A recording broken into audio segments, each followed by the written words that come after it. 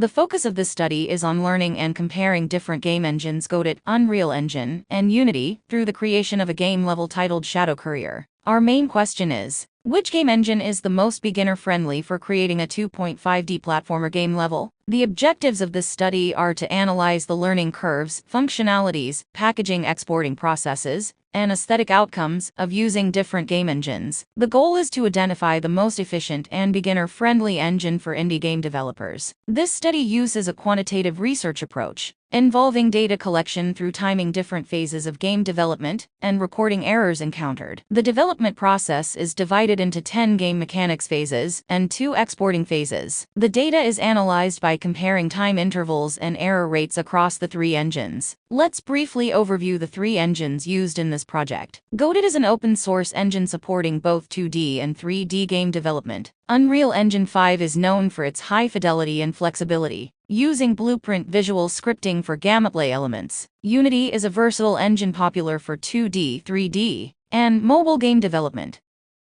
Game development phases: characters capsule and collision. In this phase, we set up the characters capsule and collision in each engine. Unreal Engine uses a capsule component and a character blueprint. Unity uses a capsule collider, and Godot uses a collision shape as a child node. Attaching the camera. To see the character during gameplay, a camera needs to be attached. Unreal Engine uses a spring arm component. Unity uses Cinemachine for a following camera, and Godot uses a camera node attached to the character. Assigning movement controls. Unity involved creating a player input component where functions for movement were added and encrypted in C number. In Unreal Engine, we created input actions in the input manager, defining the keyboard controls and mapping them to actions in the engine. In Godot, we set up movement actions in the project settings, adding the necessary inputs and keywords, and later incorporating them into the movement script. Scripting and blueprinting. Unity required adding a new C number script in Visual Studio to handle all movement controls. C++ or blueprints. We opted for blueprints to connect the input actions in the event graph. Godot involved creating a new script in script on the character node, which included basic movement that we modified. Creating platforms. Unity recognizes objects with a mesh collider attached, and if not, we manually create its collider. Inside of Unreal Engine, we added or created platforms and set their collision complexity to simple. Godot required using tile maps with colliders, drawing blocks manually due to its more limited collider system. Animating character. Unity integrates animations within the movement scripts to ensure they triggered appropriately during gameplay. In Unreal Engine, animations were connected in the character blueprint and adjusted in the locomotion state machine. Godot follows similar processes like Unity, integrating animations within the movement scripts.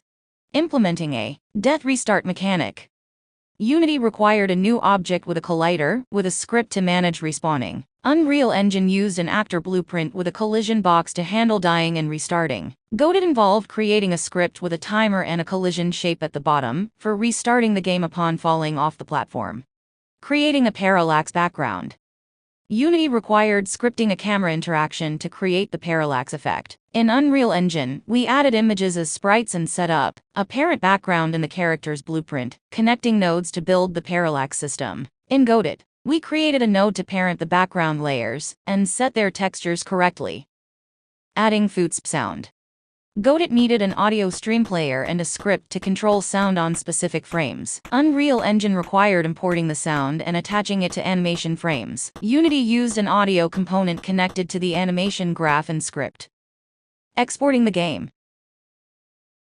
The exporting process involves setting project data and exporting the game. Unreal Engine and Unity have comparable exporting times of around 5 to 6 minutes, while Godot takes about 9 minutes to manage.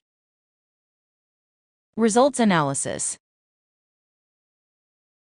Unreal Engine had the shortest development time, but also the highest number of errors, which were all resolved. Unity had the highest error rate with some unresolved issues, and Godot had the lowest error rate, but took the longest time due to unresolved issues, with the parallax background and footstep sounds.